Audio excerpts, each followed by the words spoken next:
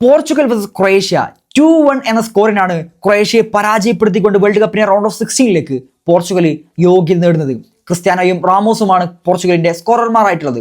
എന്നാൽ ഈ ഒരു കളി വെച്ചിട്ട് പോർച്ചുഗലിന് സ്പെയിനെ റൗണ്ട് ഓഫ് 16 പരാജയപ്പെടുത്താൻ സാധിക്കുമെന്ന് നിങ്ങൾ കരുതുന്നുണ്ടോ? ഒരിക്കലും സാധിക്കില്ല. പ്രത്യേകിച്ച് സ്പെയിന് ഈ കഴിഞ്ഞ റൗണ്ട് ഓഫ് 32 മത്സരത്തിൽ ഓസ്ട്രിയക്കെതിരെ ഒരു 3-0 എന്ന് പറയുന്ന ഒരു ആധികാരിക വിജയം നേടിക്കൊണ്ടാണ് റൗണ്ട് ഓഫ് 16 അവർ യോഗ്യത നേടുന്നത്. അങ്ങനത്തെ ഒരു ടീമിനെതിരെ എങ്ങനെയാണ് പോർച്ചുഗൽ, ഇത്തരം രീതിയിൽ കളിക്കുന്ന പോർച്ചുഗൽ എങ്ങനെ വിജയിക്കാൻ സാധിക്കും? നമ്മൾ DR കോങ്കോക്കെതിരെയും കൊളംബിയക്കെതിരെയും പോർച്ചുഗലിന്റെ ആ 2 മത്സരങ്ങൾ നമ്മൾ കണ്ടിരുന്നല്ലോ. ആ 2 മത്സരത്തിൽ എങ്ങനെയായിരുന്നു പോർച്ചുഗൽ കളിച്ചിരുന്നത്? അതേ രീതിയിൽ തന്നെ ഒരു ഇന്റന്റ് ഇല്ലാതെ ഒരു എന്തിനോ വേണ്ടി കളിക്കുന്ന പോലെ ഒരു കളിയാണ് ഇപ്പോൾ കഴിഞ്ഞു പോയ ഈ ക്രൊയേഷ്യക്കെതിരെയുള്ള മത്സരത്തിൽ നമ്മൾ കാണുന്നത്. പ്രത്യേകിച്ച് ഫസ്റ്റ് ഹാഫ് ഒക്കെ പരമ ബോറിംഗ് ആയിട്ടുള്ള ഫസ്റ്റ് ഹാഫ് ആയിരുന്നു. താരങ്ങളുടെ ഇന്റന്റ് എന്താണെന്ന് നമുക്ക് മനസ്സിലാക്കാൻ സാധിക്കാത്തൊരവസ്ഥ. ഒരു നോക്കൌട്ട് മത്സരമാണ്, അതുപോലെ ഒരു മസ്റ്റ് വിൻ മാച്ചാണ്. ആ ഒരു രീതിയിലല്ല പ്ലേയേഴ്സ് ആ മത്സരത്തെ കാണുന്നത്. പ്രത്യേകിച്ച് നമ്മൾ വിഡ്ത്തിലേക്ക് ഇറങ്ങി നിൽക്കുന്ന പോർച്ചുഗൽ താരങ്ങളിലേക്ക് പന്തെത്തിക്കുന്നു, അത് വിങ്ങർമാർ നഷ്ടപ്പെടുന്നു, അല്ലെങ്കിൽ ബാക്ക് പാസ് ചെയ്യുന്നു, അല്ലെങ്കിൽ ക്രോസ് ചെയ്യുന്നു. ആ ഒരു രീതിയിൽ ആ ഒരു പാറ്റേൺ മാത്രമാണ് മത്സരത്തിൽ നമുക്ക് കാണാൻ സാധിക്കുന്നത്. ആ ഒരു ഡിഫൻസിനെ ബ്രേക്ക് ചെയ്യുന്ന ഒരു ത്രൂ ബോളുകളോ പാസുകളോ ഒന്നും ഫ്രണ്ടിലേക്ക് എത്താത്ത ഒരു കാഴ്ചയാണ് കാണുന്നത്. എന്നാൽ ക്രൊയേഷ്യ സംബന്ധിച്ച് അവർക്ക് കൃത്യമായിട്ട് ലഭിച്ച ചാൻസുകളൊക്കെ കൃത്യമായിട്ട് ഉപയോഗിക്കാൻ സാധിക്കുന്നു. കൃത്യമായിട്ട് കോസ്റ്റയെ പരീക്ഷിക്കാൻ സാധിക്കുന്നുണ്ട്. പലതും ബാറിൽ തട്ടുന്ന കാഴ്ച നമ്മൾ കണ്ടിട്ടുണ്ട്. കോസ്റ്റയ്ക്ക് ഒരു പിടിപ്പത് പണി തന്നെ ക്രൊയേഷ്യൻ താരങ്ങൾ നൽകിയിട്ടുണ്ട്. പോർച്ചുഗൽ ആണെങ്കിലോ അതിനൊക്കെ വിപരീതം. ഒരു 2-1 എന്ന സ്കോർ കൊണ്ട് മാത്രമാണ് പോർച്ചുഗൽ വിജയിച്ചിട്ടുള്ളത്. പക്ഷേ മത്സരത്തിൽ ഉടനീളം മികച്ച പെർഫോമൻസ് കാഴ്ചവെച്ചത് ഈ ക്രൊയേഷ്യ എന്ന് പറയുന്ന ടീം തന്നെയാണ്. രണ്ടാം പകുതിയിൽ കുറച്ചും കൂടി ഉണർന്നു കളിക്കുന്ന ഒരു കാഴ്ച കാണുന്നുണ്ട്. ആദ്യമായിട്ട് പോർച്ചുഗലിന് എതിരെ ആദ്യമായിട്ട് ക്രൊയേഷ്യ ഒരു ലീഡ് എടുക്കുന്ന കാഴ്ച കാണുന്നു.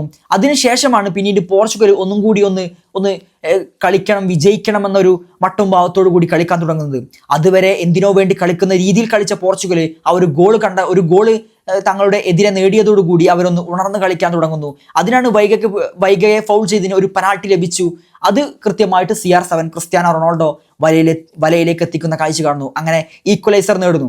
ആ ഒരു നേട്ടത്തോടു കൂടി ക്രിസ്ത്യാനോ ഗോൾ നേടിയതോടുകൂടി ടൂർണമെന്റിൽ 3ാമത്തെ ഗോളാണ്. അത് മാത്രമല്ല വേൾഡ് കപ്പിലെ നോക്കൌട്ട് മത്സരത്തിൽ ഗോളടിക്കുന്ന ഏറ്റവും പ്രായം കൂടിയ താരമായിട്ട് ക്രിസ്ത്യാനോ മാറിയിരിക്കുകയാണ്.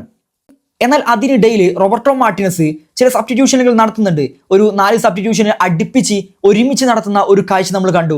ബ്രൂണോ ഫെർണാണ്ടസിനെയും വിറ്റിനെയും ഒക്കെ മിഡ്ഫീൽഡിൽ നിന്നും പിൻവലിച്ചുകൊണ്ട് ബെർണാർഡോ സിൽവയും റാമോസും അങ്ങനെ അടങ്ങുന്ന താരങ്ങളെ മൈതാനത്തേക്ക് അയക്കുന്ന കാഴ്ച നമ്മൾ കണ്ടിരുന്നു.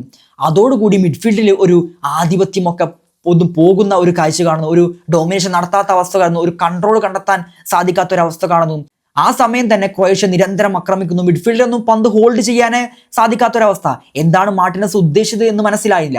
പക്ഷേ മാർട്ടിനെ സംബന്ധിച്ച് അദ്ദേഹത്തിന്റെ സബ്സ്റ്റിറ്റ്യൂഷൻ ഒന്ന് ഫലം കണ്ടത് റാമോസിന്റെ ആ ഗോളോട് കൂടിയാണ്. റാഫേൽ ലിയാവ് ഒരു കൃത്യമായിട്ടുള്ള ക്രോസിന് തലവെച്ചുകൊണ്ട് റാമോസ് അത് ഗോളാക്കി മാറ്റുന്ന കാഴ്ച കണ്ടു. അങ്ങനെ 2-1 എന്ന സ്കോറിൽ പോർച്ചുഗൽ മുന്നിട്ട് നിൽക്കുന്നു. അതിനുശേഷം അവർ നിരന്തരം അറ്റാക്ക് നടത്തുന്നുണ്ട്. ഒരു ഗോളൊക്കെ പിറക്കുന്നുണ്ട്. അതൊരു ഓഫ് സൈഡ് ആയിട്ട് മാറുന്നു. അത് കൃത്യമായിട്ട് ഓഫ് സൈഡ് തന്നെയാണ്. ഒരു ഓഫ് സൈഡ് ആയിട്ടുള്ള ഒരു ബോൾ തന്നെയാണ് ഇന്നലെ ക്രൊയേഷ്യ നേടിയിട്ടുള്ളത്. അങ്ങനെ 2-1 എന്ന സ്കോറിന് ക്രൊയേഷ്യയെ പരാജയപ്പെടുത്തിക്കൊണ്ട് പോർച്ചുഗൽ റൗണ്ട് ഓഫ് 16 പ്രവേശിച്ചിരിക്കുകയാണ്. ഇനി കണ്ടറിയേണ്ടത് പോർച്ചുഗൽ വേഴ്സസ് സ്പെയിൻ മത്സരമാണ്. നമ്മൾ പ്രത്യേകിച്ച് നാഷൻസ് ലീഗിൽ കണ്ടിട്ടുള്ള കാര്യമാണ്.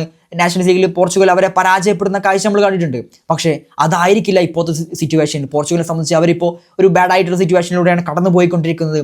സ്പെയിനെ സംബന്ധിച്ച് അവരാണെങ്കിലോ മികച്ച രീതിയിൽ പന്ത് തട്ടിക്കൊണ്ടിരിക്കുകയാണ്. അന്നൊരു പെനാൾട്ടി ഷൂട്ടൗട്ടിലാണ് നാഷൻസ് ലീഗിന്റെ കിരീടം പോർച്ചുഗലിന് നേടാൻ സാധിച്ചത്.